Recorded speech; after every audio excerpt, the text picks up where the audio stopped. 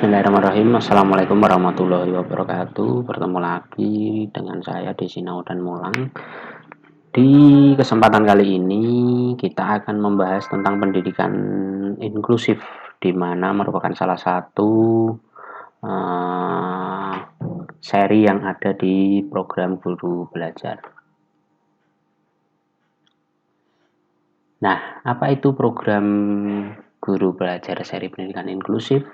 Program Guru Belajar seri pendidikan inklusif oleh Direktorat Guru dan Tenaga Pendidikan Menengah dan Pendidikan Khusus merupakan kegiatan yang dirancang untuk menjawab tantangan guru-guru di sekolah penyelenggara pendidikan inklusi agar mereka mampu melayani keragaman peserta didik di kelasnya masing-masing.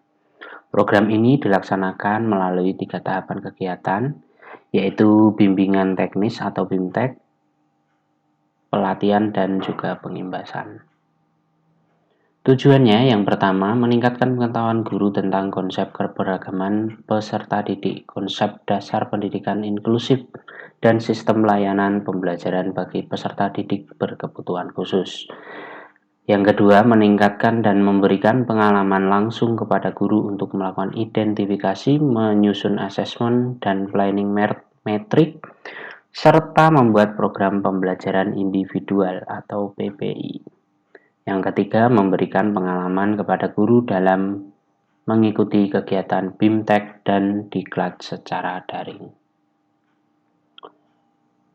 Yang pertama, materi BIMTEK, keberagaman peserta didik. Siapa saja mereka? Yang pertama, peserta didik reguler, peserta didik berkebutuhan khusus, peserta didik berkebutuhan layanan khusus. Peserta didik reguler adalah peserta didik yang tidak memiliki hambatan tertentu, misalnya hambatan fisik, mental, kognitif, sensorik, dan hambatan lainnya yang menyebabkan mereka mengalami kendala dalam mengikuti pembelajaran secara klasikal.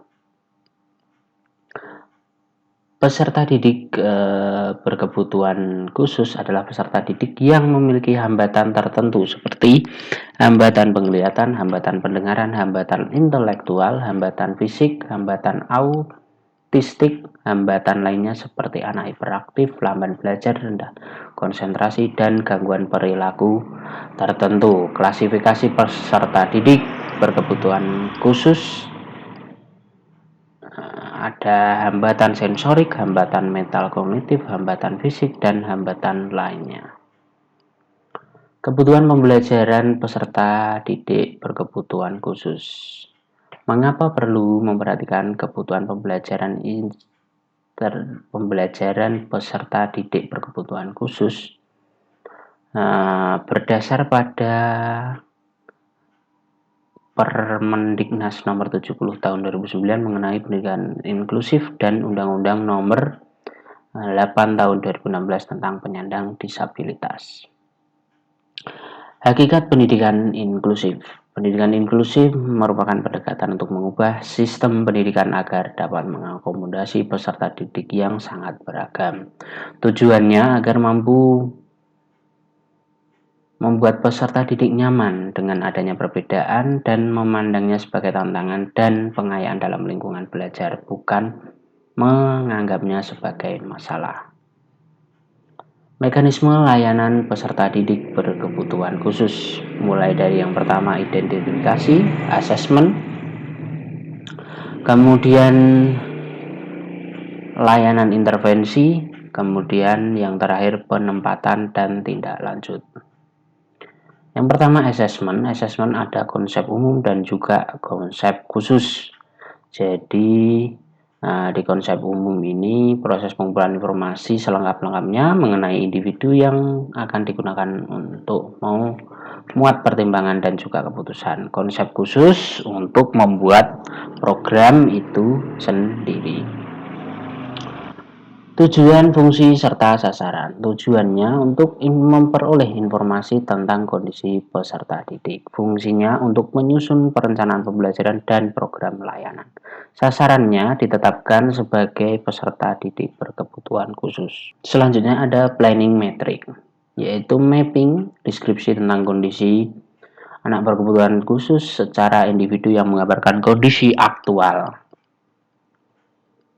Tujuan planning metrik yang pertama adalah memetakan kondisi PDBK berdasarkan hasil asesmen, analisis dampak, aspek akademik, analisis strategi layanan akademik. Fungsi dari planning metrik menetapkan kondisi awal yang aktual, jenis hambatan dan kelainan, menetapkan skala prioritas, dampak temuan strategi layanan, berat ringannya dampak. Program pembelajaran individual. Program pembelajaran individual ini dikenal dengan The Individual Education Program yang diprakarsai Samuel Grady Hu pada tahun 1971 yang merupakan salah satu bentuk layanan pendidikan bagi peserta didik berkebutuhan khusus. BIMTEK Pendidikan Inklusif. Melalui tahap pelatihan ini, kita diajak untuk mencapai tujuan berikut. Yang pertama, mendapat pengalaman langsung dalam melaksanakan kegiatan identifikasi. Yang kedua, mendapatkan pengalaman langsung dalam melaksanakan asesmen akademik, menyusun laporan asesmen akademik, dan menyusun planning metrik. Yang ketiga, mendapatkan pengalaman langsung dari penyusun program pembelajaran individual. Ada identifikasi, mempelajari instrumen identifikasi, latihan identifikasi, dan juga tes akhir. Asesmen, menyusun kisi-kisi pelaksanaan asesmen, menyusun instrumen asesmen, melaksanakan asesmen, menyusun hasil asesmen, melaksanakan tes akhir, melaksanakan refleksi. Program pembelajaran individual, mempelajari instrumen PPPI, latihan penyusunan PPPI, kemudian tes akhir. Nah, itu tadi sedikit sharing ilmu terkait pendidikan inklusif yang ada di seri Guru Belajar. Semoga bermanfaat, kurang lebihnya mohon maaf. Assalamualaikum warahmatullahi wabarakatuh.